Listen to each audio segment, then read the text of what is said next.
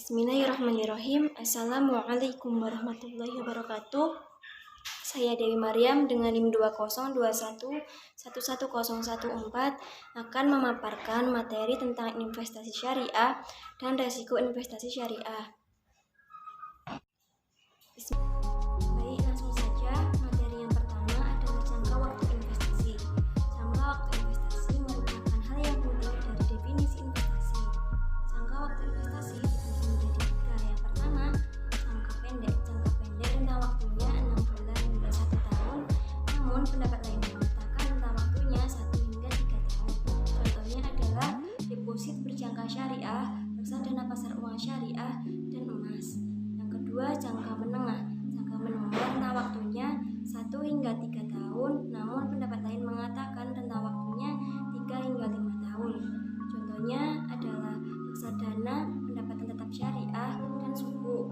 Yang ketiga, jangka panjang. Jangka panjang rentang waktunya lebih dari 3 tahun, namun pendapat lain mengatakan rentang waktunya lebih dari 5 tahun. Contohnya saham dan properti. Materi yang kedua adalah resiko investasi. Resiko investasi muncul karena adanya partisipasi keuangan atau aktivitas bisnis lain dalam suatu kontrak dan ikut serta dalam menyediakan modal dalam bisnis yang beresiko. Resiko investasi dalam prinsip syariah merupakan sunnatullah, sebagaimana Quran Surat Luqman ayat 34. A'udzu billahi minasyaitonir rajim. Bismillahirrahmanirrahim. Innallaha 'indahu 'ilmus sa'ah wa yunazzilul ghaitsa wa ya'lamu ma fil arham wa ma tadri nafsum madza taksibu ghadan wa ma tadri nafsum bi ayyi ardin tamut. Innallaha 'alimun khabir. Dalam ayat tersebut secara tegas Allah telah menyatakan bahwa tiada seorang pun di alam semesta yang mengetahui apa yang diperbuat, diusahakan, dan kejadian apa yang akan terjadi di hari esok. Adapun resiko dalam investasi syariah. Yang pertama, ada resiko kehilangan modal. Hal ini disebabkan karena harga unit selalu berubah mengikuti harga pasar. Yang kedua, ketidakpastian return. Investasi memang penuh dengan ketidakpastian. Lagi-lagi penyebabnya adalah harga unit yang cenderung mengikuti tren pasar yang naik turun. Yang ketiga, produk investasi sulit dijual. Produk investasi berbasis syariah agama Islam saat ini belum banyak dikenal dan cenderung kalah asing dengan investasi konvensional. Akibatnya produk investasi syariah sulit untuk dijual. Kemudian materi yang selanjutnya adalah potensi investasi syariah. Potensi investasi syariah ini dibagi menjadi 3. Yang pertama, investasi risiko rendah. Investasi dengan risiko rendah adalah investasi yang mengalami sedikit peluang kerugian tetapi juga mendapat sedikit imbal hasil. Contohnya adalah bentuk deposit, investasi dalam reksadana pendapatan tetap. Yang kedua, investasi risiko sedang. Investasi yang memiliki risiko sedang atau menengah adalah investasi dalam obligasi syariah, reksadana campuran, dan pasar uang syariah. Yang ketiga, investasi risiko tinggi. Investasi dengan risiko tinggi adalah investasi yang ingin mendapat imbal hasil yang tinggi dan sanggup menanggung risiko yang tinggi juga. Materi yang selanjutnya adalah risiko gharar versus risiko perjudian atau maisir, iktikar dalam perspektif Islam. Gharar yaitu ketidakpastian dalam transaksi yang diakibatkan dari tidak terpenuhinya ketentuan dalam transaksi tersebut. Dampak dari transaksi yang mengandung gharar adalah adanya penzaliman atas salah satu pihak yang bertransaksi, sehingga hal ini dilarang dalam Islam. Beberapa kategori unsur gharar antara lain dari segi kuantitas tidak sesuainya timbangan atau takaran, kemudian dari sisi kualitas terdapat ketidakjelasan pada kualitas barang.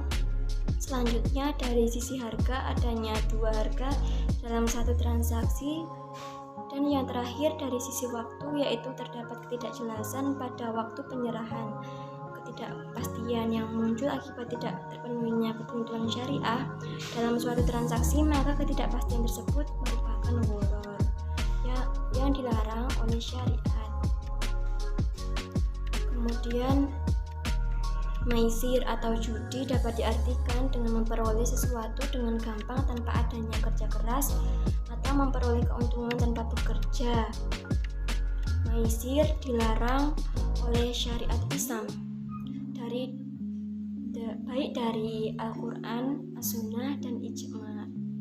Sehingga dalam kontrak muamalah, bisnis perdagangan syariah maupun bentuk transaksi ekonomi lainnya tidak diperbolehkan adanya unsur maisir di dalamnya. Bentuk transaksi ekonomi yang mengandung unsur maisir adalah spekulasi, investasi saham, dan obligasi asuransi konvensional, penggunaan kurs dan suku bunga mata uang asing dalam kegiatan ekspor impor, serta hadiah atau kupon dalam pembelian suatu produk.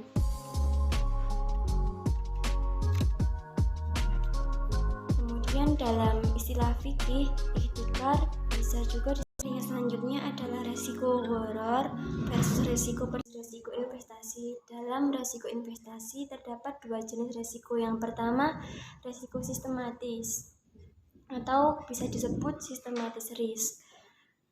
Resiko ini merupakan salah satu jenis resiko investasi yang kaitannya dengan seluruh pasar atau segmen pasar. Resiko sistematis tergolong sebagai resiko yang tidak dapat dikendalikan berdasarkan dengan beberapa faktor yang mempengaruhi di dalamnya. Resiko sistematis ini terdapat beberapa jenis. Yang pertama, resiko suku bunga. Resiko suku bunga merupakan suatu resiko yang muncul ketika terjadi fluktuasi suku bunga di bank. Jenis investasi yang cukup terdampak dari resiko ini adalah investasi pendapatan tetap, di mana performa instrumen investasi pendapatan tetap seperti obligasi biasanya akan memburuk jika suku bunga mengalami peningkatan. Yang kedua, risiko pasar. Risiko pasar merupakan suatu risiko yang muncul karena terjadi penurunan nilai investasi akibat perubahan sentimen pada pasar keuangan. Yang ketiga, risiko tukar mata uang. Risiko tukar mata uang merupakan suatu risiko yang terjadi ketika nilai tukar mata uang suatu negara mengalami fluktuasi signifikan terhadap nilai tukar mata uang negara lain. Dalam konteks negara Indonesia, artinya fluktuasi nilai mata uang asing yang mempengaruhi nilai tukar uang rupiah.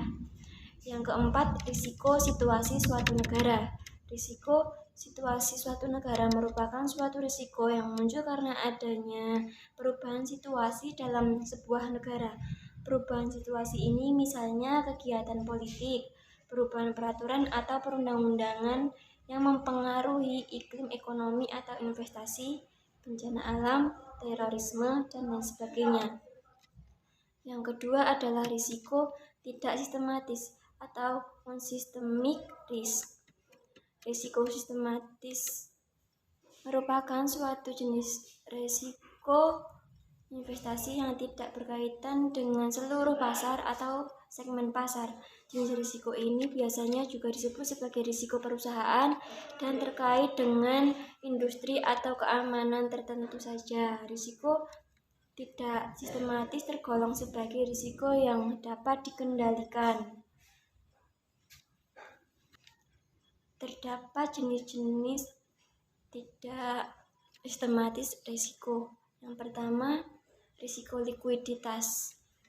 Risiko likuiditas ini merupakan suatu risiko yang terjadi ketika pengelolaan dana perusahaan atau suatu institusi penerbit produk investasi mengalami kesulitan menyediakan uang tunai pada periode waktu yang sudah ditentukan. Akibatnya, investor akan sulit mencarikan dana tunai dari sebuah instrumen investasi ketika dibutuhkan. Yang kedua, risiko reinvestasi. Risiko reinvestasi merupakan suatu risiko yang disebabkan ketika seseorang investor mengalihkan dana dari suatu instrumen atau produk investasi ke produk lainnya, dan menutup kemungkinan hal ini akan menimbulkan beberapa risiko. Salah satunya adalah arus kas investasi tersebut menghasilkan hasil yang lebih rendah dibanding sebelumnya. Risiko investasi terakhir adalah sektor investasi syariah. Macam-macam sektor investasi syariah. Yang pertama ada saham syariah. Saham syariah adalah saham perusahaan publik yang operasionalnya memenuhi prinsip-prinsip syariah. Yang kedua, infrastruktur adalah salah satu sektor utama untuk investasi keuangan syariah. Maksud pembiayaan syariah yang didukung aset yang merupakan prinsip utama dalam investasi apapun. Yang ketiga adalah sektor real atau real estate, dan properti adalah bentuk investasi yang direkomendasikan dalam prinsip pembiayaan syariah. Yang keempat, keuangan mikro syariah merupakan suatu terobosan baru dalam pendekatan pembangunan ekonomi yang dimaksudkan untuk memberikan manfaat bagi masyarakat berpenghasilan rendah yang belum tersentuh produk dan jasa keuangan. Contohnya adalah BMT yang diatur dengan peraturan OJK nomor 12 garis miring POJK 05 garis miring 2014. Investasi keuangan mikro syariah ini sudah terbukti berhasil membantu negara berkembang mendapatkan dana untuk proyek-proyek yang melibatkan pendidikan, kesehatan, dan obat-obatan serta layanan untuk orang-orang yang kurang mampu. Dan salah satu sektor investasi yang akan terus berkembang saat lebih banyak produk dan layanan